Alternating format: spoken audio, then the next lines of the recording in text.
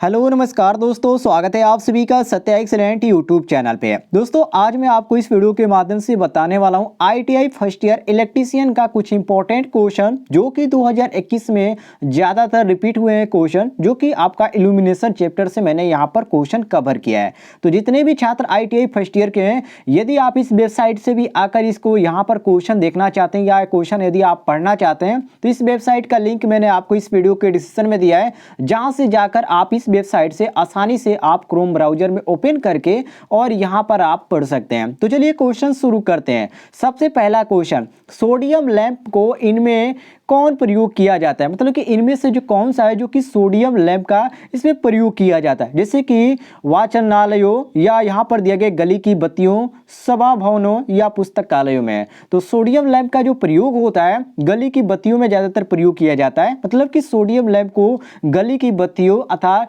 जो कि street light के नाम से भी जाना जाता है उसमें प्रयोग किया जाता है। तो यहाँ पर क्वेश्चन के अनुसार हमारा सही हो जाता है ऑप्शन नंबर बी, बिल्कुल करेक्ट आंसर। आइए अगले क्वेश्चन पे आते हैं, जिसमें अगला क्वेश्चन यहाँ पर पूछा गया है कि पीसीबी पद किससे बना है। पहले तो आप जान लीजिए पीसीबी का मतलब क्या होता है। पीसीबी का पूरा नाम होता है प्रिंटेड सर्किट बोर्ड, और ये जो आपका होता है एक छाप परिपथ बोर्ड होता है, और इस बोर्ड का जो प्रयोग होता है इलेक्ट्रॉनिक्स के क्षेत्र में किया जाता है। तो यहाँ पर क्वेश्चन के अनुसार जो सही हो जाता है हमारा ऑप्शन नंबर बी, बिल्कुल करेक्ट आंसर हो जाता है छाप परिपथ बोर्ड, या इंग्लिश में बोले तो इसको बोला जाता है प्रिंटेड सर्किट बोर्ड। तो इसको नोट कर लीजिएगा। आइए अगले क्वेश्चन पे आते हैं, जिसमें अगला क्वेश्चन यहाँ पर पूछा गया है कि तत्व ए में वैलेंसी इलेक्ट्रॉन 3 है और तत्व बी में 6 है, तब ए और बी से बना सबसे संभावित यौगिक कौन सा होगा। यहाँ पर दिया गया A2B होगा या AB2 होगा या A2B3 होगा या A3B2 होगा। अब दोस्तों यहाँ पर ध्यान रखिए, देखिए ये तत्व में जो वैलेंस इलेक्ट्रॉन होता है वो आपका Y बराबर कितना होता है 3, जो कि यहाँ पर आपका दिया गया, और B में वैलेंस इलेक्ट्रॉन जो आपका X होता है उसका 3 होता है। तो यदि AX आपका BY हो जाता है तो A का यहाँ पर कितना हो जाता है 6, तो A 6 B3, तो A2B हो जाएगा। तो A2 जो B हमारा दिया गया यहाँ पर ऑप्शन में देख सकते हैं, यहाँ पर हमारा जो सही दिया गया ऑप्शन नंबर ए दिया गया A2B। तो क्वेश्चन के अनुसार जो हमारा सही हो जाता है ऑप्शन नंबर ए, बिल्कुल करेक्ट आंसर हो जाता है। आइए अगले क्वेश्चन पे आते हैं, जिसमें अगला क्वेश्चन पूछा गया है कि एक अर्धचालक का प्रतिरोध निम्न तापमान पर होगा, निम्न होगा या शून्य होगा या उच्च होगा या 1 होगा। तो दोस्तों आप ध्यान रखिएगा, एक अर्धचालक का जो प्रतिरोध होता है तापमान पर उच्च होता है। जैसे कि आप सभी को मालूम होगा कि अर्धचालकों का जो ताप प्रतिरोध होता है वो जो गुणांक होता है वो ऋणात्मक होता है, और इनमें जो तापमान होता है अर्थात टेम्परेचर जो होता है वो घटने से जो प्रतिरोध का जो मान होता है वो बढ़ जाता है। तो यहाँ पर क्वेश्चन के अनुसार हमारा जो सही हो जाता है option number C, correct answer हो जाता है। C option of correct answer मारेंगे। आइए अगले क्वेश्चन पे आते हैं, जिसमें अगला क्वेश्चन यहाँ पर पूछा गया है कि प्रवाहक तत्व, ठीक है, प्रवाहक तत्व स्थान लेता है जब एक इलेक्ट्रॉन जाता है। तो यहाँ पर आपको बहुत सारे ऑप्शन देखने को मिल जाता है। वीडियो को स्टॉप करके आप ऑप्शन को ध्यान से देख लीजिएगा, आपको समझ में आ जाएगा। तो यहाँ पर क्वेश्चन के अनुसार आपका ए सही हो जाता है, संयोजक बैंड से प्रवाह काच बैंड जो होता है आपका एक इलेक्ट्रॉन इसमें से आपका स्थान लेता है। तो ऑप्शन नंबर एक करेक्ट आंसर हो जाता है। आइए अगले क्वेश्चन पे हम आते हैं। नीचे आपको देखने को मिल जाएगा क्वेश्चन नंबर 6, जिसमें लिखा गया है कि बोल्टा के या बोल्टा में वृद्धि के लिए निम्नलिखित स्थितियों में से कौन होने की संभावना नहीं है। तो देखिए दोस्तों, बोल्टा में वृद्धि हो जाने से इसमें बहुत सारी स्थितियां होती है जो कि उद्दीप्त लैंप में झिलमिलाहट होने से संभावना नहीं होती है। और ये क्या होता है, ये वोल्टेज सर्ज जो होता है उसमें एक क्षणिक घटना होती है जो कि आमतौर पर 1 से आपका 30 जो माइक्रोसेकेंड होता है तक ये होती है। तो यहाँ पर क्वेश्चन के अनुसार जो हमारा सही हो जाता है ऑप्शन नंबर बी करेक्ट हो जाता है, उद्दीप्त लैंप से फ्लिपकार। तो यहाँ पर बी ऑप्शन हम करेक्ट आंसर मारेंगे। इसका पीडीएफ का लिंक मैंने आपको इस वीडियो के डिस्क्रिप्शन में दे दिया, आप पीडीएफ भी डाउनलोड कर सकते हैं। अगले क्वेश्चन पे आते हैं, जिसमें क्वेश्चन पूछा गया है कि विद्युत स्तरीय का हीटिंग तत्व खाली स्थान से बना होता है। तो देखिए दोस्तों, विद्युत स्तरीय का जो हीटिंग तत्व होता है वो नाइक्रोम से बना होता है, और नाइक्रोम जो होता है निकिल, क्रोमियम और लोहा का मिश्र धातु होता है, सभी को मालूम होगा। तो यहाँ पर क्वेश्चन के अनुसार जो सही हो जाता है ऑप्शन नंबर बी, बिल्कुल करेक्ट आंसर हो जाता है नाइक्रोम। आप देख सकते हैं बी ऑप्शन मैच कर रहा है। आइए अगले क्वेश्चन पे आते हैं, जिसमें अगला क्वेश्चन यहाँ पर पूछा गया है कि यदि मोमबत्ती की शक्ति 45 कैंडल है तो इस स्रोत द्वारा कितना प्रवाह उत्सर्जित किया जाएगा। तो देखिए दोस्तों, यहाँ पर जो क्वेश्चन के अनुसार दिया गया उसके अनुसार तो हमारा ए ऑप्शन सही हो जाता है, क्योंकि ये आपका 565.2 ल्यूमेन होगा। और यदि आप इसको निकालना चाहते हैं तो देखिए MSCP का जो सूत्र होता है वो आपका होता है निर्गत ल्यूमेन अपान 4 पाई होता है। तो यहाँ पर हमको निर्गत ल्यूमेन का मान हमको दिया गया है, तो निर्गत ल्यूमेन को जब हम बाहर लेके आएंगे तो निर्गत ल्यूमेन बराबर आपका हो जाएगा MSCP गुणे 4 पाई हो जाएगा। अब देखिए यहाँ पर आप रखेंगे MSCP का मान कितना दिया गया, यहाँ पर 45 और यहाँ पर कैंडल में दिया गया, तो 45 हम रहेंगे और यहाँ पर कितने कैंडल के बारे में कह रहा है तो 4। तो देखिए दोस्तों, यहाँ पर हम क्या करेंगे MSCP और यहाँ पर आप पाई का मान रख देंगे और यहाँ पर कितना यहाँ पर दिया गया 4 पाई दिया गया है। तो यहाँ पर मैं कर देता हूँ, देखिए ध्यान से देखेंगे तभी आपको समझ में आ जाएगा। तो 45 गुणे 4 गुणे 22 बटे आपका 7 हो जाएगा। अब इसको हल कीजिए, इसको जब आप हल करेंगे तो कितना आ जाएगा आपका, आ जाएगा ये तो आपका हो गया 45 चौ, यहाँ पर आपका 180 आ जाएगा, ठीक है 180 और ये आपका 22/7 और यहाँ पर आपका हो जाएगा 3.14 हो जाएगा। अब इसको जब आप गुणा करेंगे 180 गुणे 3.14 तो कितना निकल के आ जाएगा 565, ठीक है ध्यान रखिएगा 565.2 ल्यूमेन आएगा। और इसमें जो हमारा सही मैच कर है ऑप्शन में यहाँ पर आपका ए मैच कर, देख सकते 565 आपका ये आपका दशमलव है, ये आपका 2 हो जाएगा, तो 565.2 ल्यूमेन आएगा, इसको नोट कर लीजिएगा। आइए अगले क्वेश्चन पे आते हैं, बहुत इजी मैंने क्वेश्चन कवर किया है।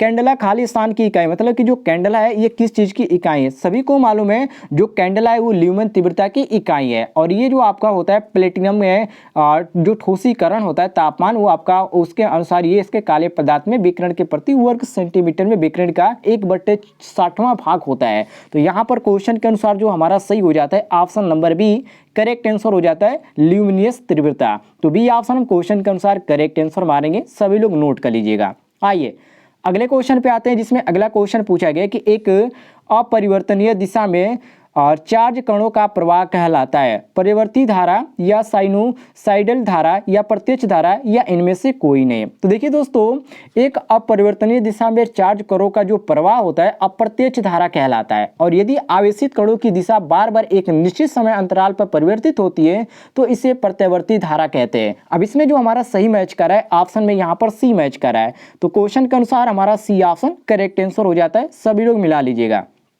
आइए अगले क्वेश्चन पे आते हैं, जिसमें अगला क्वेश्चन पूछा गया है कि उद्दीप्त लैंप होता है, मतलब ये किस प्रकार का लैंप होता है। तो देखिए दोस्तों, उद्दीप्त लैंप जो होता है एक बल्ब होता है और इसमें क्या होता है, इसमें सोडियम लैंप और जो ट्यूबलाइट होता है दोनों ही एक गैसीय विसर्जन लैंप होते हैं। तो यहाँ पर क्वेश्चन के अनुसार जो सही हो जाता है ऑप्शन नंबर बी बिल्कुल करेक्ट आंसर हो जाता है बल्ब। तो क्वेश्चन के अनुसार हमारा बी ऑप्शन करेक्ट आंसर हो जाता है, बी ऑप्शन हम करेक्ट मारेंगे।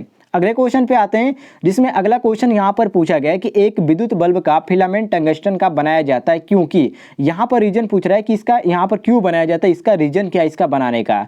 तो देखिए दोस्तों, एक विद्युत बल्ब का जो फिलामेंट होता है टंगस्टन का बनाया जाता है, रीजन इसका ये है कि उसका जो गलनांक होता है अधिक होता है। और कितना होता है ये भी आपको बता देते हैं, तो इसका होता है 3400 अंश सेल्सियस तक इसका होता है, ठीक है इसको नोट कर लीजिएगा। तो यहाँ पर क्वेश्चन के अनुसार जो सही हो जाता है option number C correct answer हो जाता है, उसका गलनांक अधिक होता है। तो सी ऑप्शन क्वेश्चन के अनुसार करेक्ट आंसर हो जाता है। आइए अगले क्वेश्चन पे आते हैं, जिसमें अगला क्वेश्चन पूछा गया कि वैक्यूम फिलामेंट लैंप में निम्न में से कौन सी गैस भरी होती है, नाइट्रोजन या आर्गन या वायु या इनमें से कोई नहीं। तो इसमें जो गैस भरी जाती है उसको हम बोलते हैं इसमें से, जो कि यहाँ पर आपको कोई भी ऑप्शन नहीं मैच करा है, क्योंकि दोस्तों वैक्यूम जो फिलामेंट लैंप होता है इसमें कोई भी गैस नहीं भरी जाती है, न इसमें नाइट्रोजन होता है, न आर्गन होता है, न वायु होता है। तो इसमें कोई भी गैस नहीं भरी जाती, इसको आप ध्यान रखिएगा। इसको बनाते समय क्या किया जाता है, लैंप जो होता है उस ग्लास की सारी जो गैसें होती है उसको निकाल कर पैक किया जाता है। तो इसमें कोई भी गैस नहीं भरी जाती। इस तरह भी आपसे क्वेश्चन पूछा जा सकता है कि कौन सा ऐसा लैंप है जिसमें कोई भी गैस नहीं भरी जाती है, तो आपका वैक्यूम फिलामेंट लैंप होता है, नोट कर लीजिएगा। तो हम डी ऑप्शन यहाँ पर करेक्ट आंसर मारेंगे।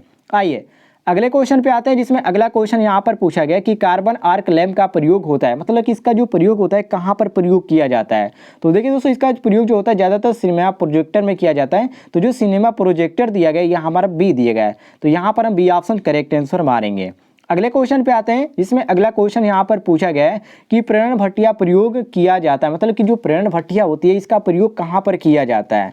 तो देखिए दोस्तों, प्रेरण भट्टिया जो होती है इसका प्रयोग कास्टिंग का या गर्मी उपचार के लिए इसका ज़्यादातर प्रयोग किया जाता है। तो यहाँ पर सी ऑप्शन हमारा करेक्ट दिया गया है, कास्टिंग का गर्मी उपचार, जो कि यहाँ पर सी दिया गया है। तो सी ऑप्शन क्वेश्चन के अनुसार करेक्ट आंसर हो जाएगा। आइए अगले क्वेश्चन पे आते हैं, जिसमें अगला क्वेश्चन यहाँ पर दिया गया है कि आर्क हिंटिंग के लिए किस धातु के बने इलेक्ट्रोड प्रयोग होते हैं, एल्युमिनियम या टंगस्टन या कॉपर या ग्रेफाइट। तो इसमें जो बना होता है वो ग्रेफाइट का बना होता है। देखिए अब इसको थोड़ा सा समझने की बात है, जो आर्क हिंटिंग होता है उसके लिए ग्रेफाइट धातु से बने जो इलेक्ट्रोड होते हैं उसका प्रयोग होता है, और जो आर्क हिंटिंग होता है उसमें कार्बन का भी इलेक्ट्रोड प्रयोग कर सकते हैं। तो यहाँ पर क्वेश्चन के अनुसार जो सही हो जाता है option number D correct answer हो जाता है। डी ऑप्शन हम करेक्ट आंसर मारेंगे।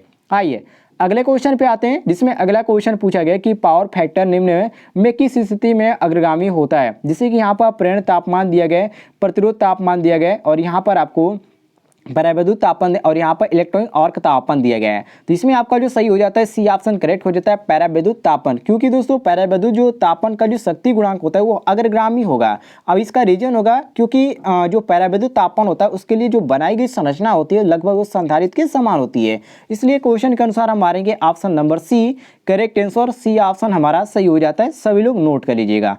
आइए अगले क्वेश्चन पे आते हैं, जिसमें अगला क्वेश्चन यहाँ पर दिया गया है कि कुचालक को गर्म करने का पर उसका जो प्रतिरोध होगा क्या होगा, बढ़ेगा या घटेगा या स्थिर रहता है या ए व बी दोनों रहता है। तो देखिए दोस्तों, जो कुचालक की यदि बात करिए तो कुचालक को गर्म करने पर उसका जो प्रतिरोध होता है वो घटने लगता है। अब रीजन क्या है इसका घटने का, तो इसका जो प्रतिरोध होता है ताप गुणा क्या होता है, ऋणात्मक होता है। इसलिए क्वेश्चन के अनुसार हम मारेंगे ऑप्शन नंबर बी बिल्कुल करेक्ट आंसर। बी ऑप्शन हमारा सही हो जाता है। नेक्स्ट क्वेश्चन पे आते हैं, जिसमें अगला क्वेश्चन यहाँ पर पूछा गया है कि फ्लोरोसेंट ट्यूब में प्रयुक्त फ्लोरोसेंट पदार्थ जिंक सिलिकेट खालिस्तान रंग प्रदान करता है, मतलब कि ये कौन सा कलर प्रदान करता है। तो देखिए दोस्तों, इसमें जो आपका कलर प्रदान करता है उसको हम क्या बोलते हैं, उसको बोलते हैं हम हरा। अर्थात फ्लोरोसेंट ट्यूब में जो इसमें प्रयुक्त जो फ्लोरोसेंट पदार्थ होता है वो जिंक सिलिकेट हरा रंग प्रदान करता है। तो इसमें जो हमारा सही हो जाता है क्वेश्चन के अनुसार ऑप्शन नंबर ए बिल्कुल करेक्ट आंसर हो जाता है। ए ऑप्शन हम करेक्ट आंसर मारेंगे।